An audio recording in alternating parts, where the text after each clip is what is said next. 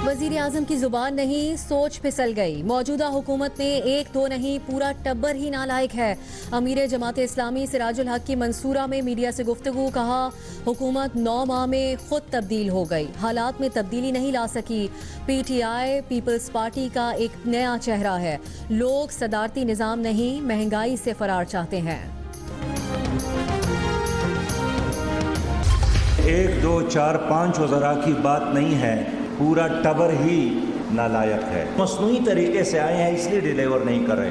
कब तक इनके मेहरबान उनको उंगली से पकड़ पकड़ कर मंजिल तक पहुंचाने के लिए साथ देंगे? बिलाखिर उनको तो खुद ही चलना है। इतने अरसे में तो एक बच्चा भी खुद चलना शुरू कर देता है।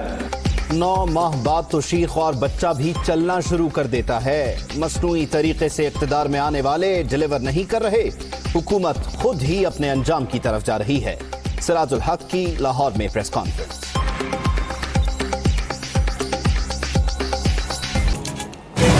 1 2 4 5 वज़रा की बात नहीं है, पूरा टबर ही नालायक है। PTI पीपल पार्टी का एक नया चेहरा है। इसको न्यू पीपल पार्टी कहे या न्यू परवेज मुशर्रफ की हुकूमत कहे, और वही सारे लोग हैं जो इस हुकूमत में शामिल हैं।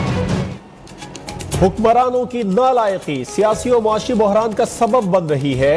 1 2 गुजरा नहीं, सारा टब्बर ही नाअहल है। अमीर जमात इस्लामी सिराजुल हक की हुकूमत पर कड़ी तनकीद।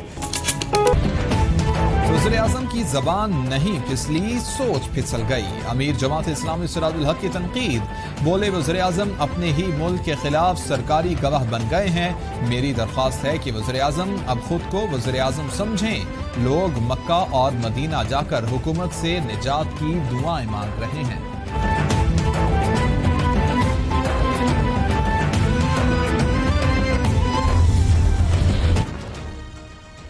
अमीर जमात इस्लामी सिराजुल हक का ईद के बाद हुकूमत के खिलाफ मुहिम चलाने का ऐलान। कहते हैं 1 2 वज़रा को तब्दील किया गया, लेकिन पूरा टब्बर ही नालायक।